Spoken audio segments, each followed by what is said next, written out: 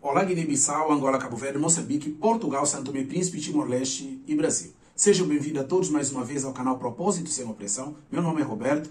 Nosso tema de hoje, nós vamos falar sobre cristianismo no Japão. Cristianismo no Japão. Como de costume, você que conhece o nosso trabalho e aquele também que não conhece o nosso trabalho e está assistindo esse vídeo agora, dá um like, aperta o sininho e se achar esse vídeo interessante, inscreve nesse canal, tá? Nos dá força, assim o YouTube vai poder encaminhar nosso vídeo para mais pessoas. Assim esse tema, esse assunto que nós estamos falando aqui, que estamos abordando, vai poder chegar nas mãos de muito mais gente, tá? Então dá aquela força, aperta o sininho, dá like e encaminha nosso vídeo para mais pessoas, ok? Muito bem, então vamos falar hoje sobre cristianismo no Japão. Muito bem, gente. Bom, pessoal, Japão é daqueles países que não podem ser considerado um país cristão, ok?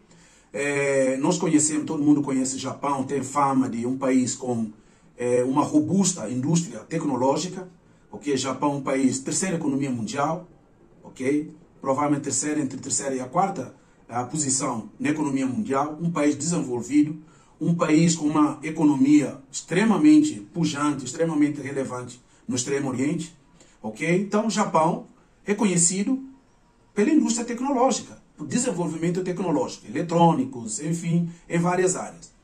Mas hoje nós queremos falar sobre cristianismo nessa sociedade, já que nós sabemos que naquela região, como Coreia do Norte, China, alguns países ali, o cristianismo é muito perseguido. Então, é a mesma coisa no Japão? Bom, nós vamos ver como é que é a realidade cristã no Japão nesse tempo. Bom, o cristianismo no Japão hoje, pelos dados, não é perseguida, mas ele tem poucos adeptos no Japão, ok? Por questões históricas, ok? Embora em 1549 tenha chegado missionários católicos liderados pelo Francisco Xavier, um espanhol que foi cofundador da Companhia de Jesus, que foi cofundador de Companhia de Jesuítas. Então ele vai para a Ásia, chega à Índia, assim sucessivamente ele vai passar por vários territórios ali, até chegar no Japão em 1549. Ele vai permanecer durante 2 anos e sai do Japão só em 1551. Ok? Então vamos ver um pouco da história dessa região. Bom, gente, cristianismo no Japão pode ser dividido em 3 períodos. 3 períodos. Primeiro período, quando chegou Francisco Xavier ali, o encontro então de cristianismo com o povo local no Japão, no século XVI. Segundo período, a reintrodução de cristianismo no Japão novamente, porque ficou proibido durante 200 anos. E, por último, nós vamos ter o período pós-Segunda Guerra Mundial, tá bom? Então, Japão, nós podemos classificar o cristianismo ali em 3 períodos. Primeiro, como nós acabamos de falar, no século XVI, com a chegada de missionários, reintegração novamente de cristianismo, já que foi proibido por um período de 200 anos mais ou menos. E, por último, depois da Segunda Guerra Mundial. Muito bem, então vamos analisar cada período. Primeiro período no Japão. Bom, gente, esse período é quando os missionários chegaram no Japão, em 1549. A atividade missionária ali vai ser o primeiro contato com povos japoneses, através desses missionários jesuítas que nós falamos, ok? Eles chegaram concretamente na região conhecida como Kyushu, a parte sul desses 4 ilhas. O Japão ali é formado de 4 ilhas importantes, embora tenha muitas outras ilhas, ok? São 4 ilhas importantes, eles vão aportar ali.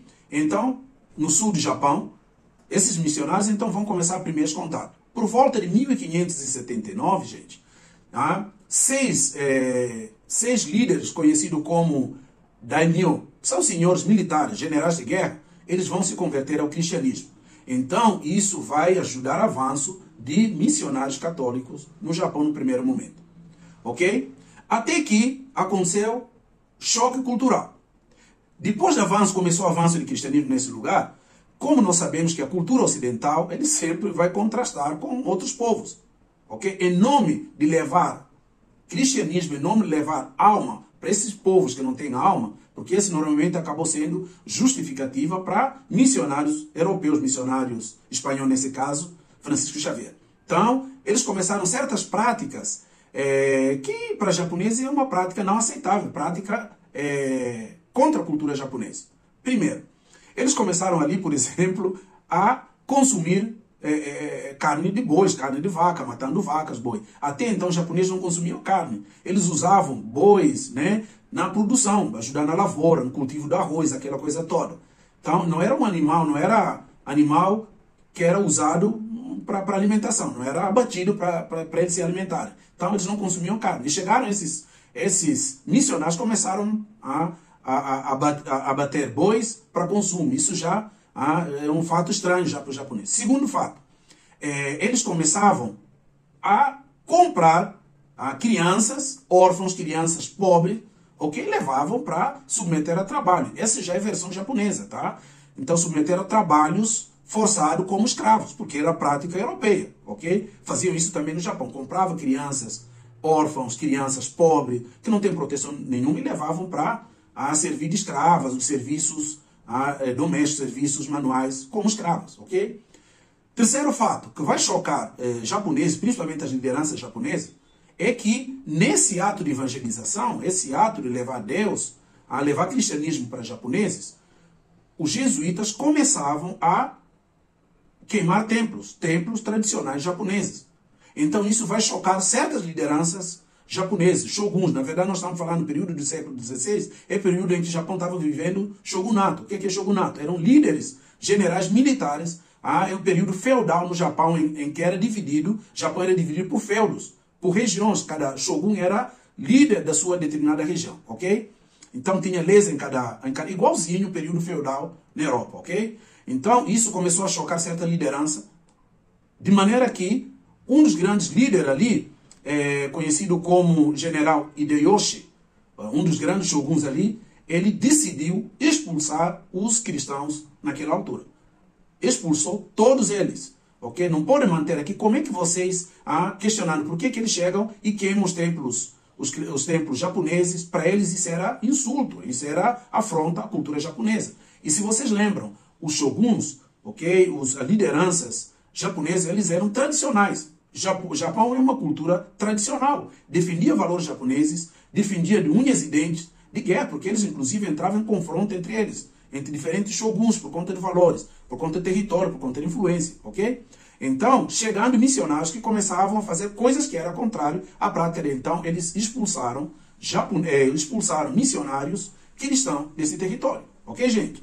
Então, o Japão assim vai ficar isolado do mundo durante 200 anos, até que começou a Era de Reforma, período conhecido como Era Meiji. Foi a grande reforma. O imperador, conhecido como Meiji, ele tem uma grande simpatia, vai nutrir uma grande simpatia com o Ocidente, vai colocar várias reformas no Japão, convidando muitos países, europeus sobretudo, para irem para o Japão, introduzir as práticas dele, inclusive americanos, diferentes povos europeus, para fazer cooperação, levarem práticas do Ocidente para lá. Ok? Então, assim, começou o segundo período, que é o período de reintrodução do cristianismo. Então, começou-se a reintrodução do cristianismo em 1873, já no século XIX. Ok? Assim aconteceu. E terceiro período, nós consideramos o terceiro período que é depois da Segunda Guerra Mundial. Com a Segunda Guerra Mundial, vai ter muitos contatos. Muitos, por exemplo, chineses, outros povos que vão ocupar o Japão e vice-versa. Eles teve esse confronto. Depois de conflito que nós sabemos, Estados Unidos vai tacar bomba atômica, entre vários conflitos também que o Japão vai ter ao redor. Todos vocês sabem que o Japão teve essa visão imperialista ali na Ásia. Ocupou vários territórios, inclusive até China, e assim teve vários rivais ali, vários inimigos na região. Então, com a chegada com a Segunda Guerra Mundial, Estados Unidos acabou em 1945, tacando bomba atômica nessa região, vai iniciar um outro período de história do Japão. E ali também vai massivamente missionários estrangeiros para o Japão.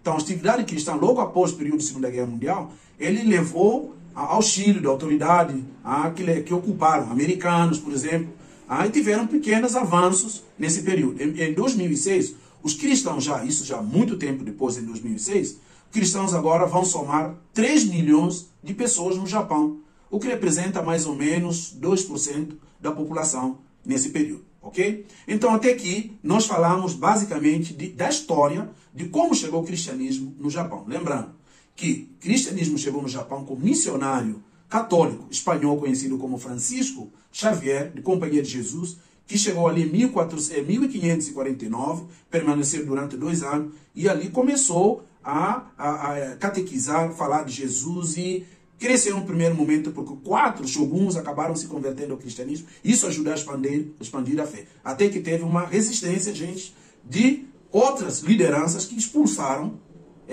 católicos nessa região por conta de questões culturais, questões a choque cultural de europeus com japoneses. Então, hoje, como é que é o cristianismo no Japão? Gente, como nós falamos, Japão é um país shintoísta seguido de budismo. Ele é um país principalmente, tradicionalmente, shintoísta seguido de budismo, que soma mais de 53% da população do Japão. Ok? E cristãos são apenas 3% nesse país. E outros grupos você vai encontrar uma larga população que não tem uma fé definida, porque é comum no Japão ter sincretismo, ok? Uma pessoa é budista, ao mesmo tempo é shintoísta ao mesmo tempo budista, tem taoísmo, tem outras expressões da fé, e aqueles que não são nada religiosos, tá? Não se consideram religiosos, embora você pode encontrar também outras práticas que são mais tradicionais, como Sheisonaye, aqueles que fazem prática de gratidão a antepassados, enfim, é uma miscelânea de crenças. Mas a principal religião ali é shintoísmo e budismo, seguido de taoísmo, de outras práticas nessa região, ok? Então, esse é o perfil da fé, ok? Principalmente a fé cristã, que é uma absurda minoria, de 1% apenas no Japão. São dados recentes que nós temos daquele país. Pessoal, Japão é daqueles países que é muito pouco evangelizado, muito pouco tem avançado ali o cristianismo. É um dos países que precisa também da nossa oração. Ele está naquele grupo de países mal alcançados, né? Nós precisamos orar pelo Japão. Nós sabemos, por conta dessas religiões, tem tido muito problema social. Apesar de o Japão ser um país rico, desenvolvido, mas existe alta taxa de depressão, de suicídio de jovens, ok? Vários problemas sociais nesse país. Então precisa ser alcançado, precisa ser mais evangelizado. Vamos orar pelo Japão para que haja mais missionário nesse país, que o evangelho possa ser proclamado nesse país. Você que nos assistiu até aqui, muito obrigado por ficar até agora. Dá um like, aperta o sininho, encaminhe nosso vídeo para mais pessoas. Se gostou desse vídeo, inscreve. Não deixa de inscrever. Nesse canal nós temos muitos vídeos falando de diferentes temas sobre cristianismo. Eu sou o Roberto, esse é o canal Propósito Sem Opressão. Deus te abençoe e até mais, estamos juntos.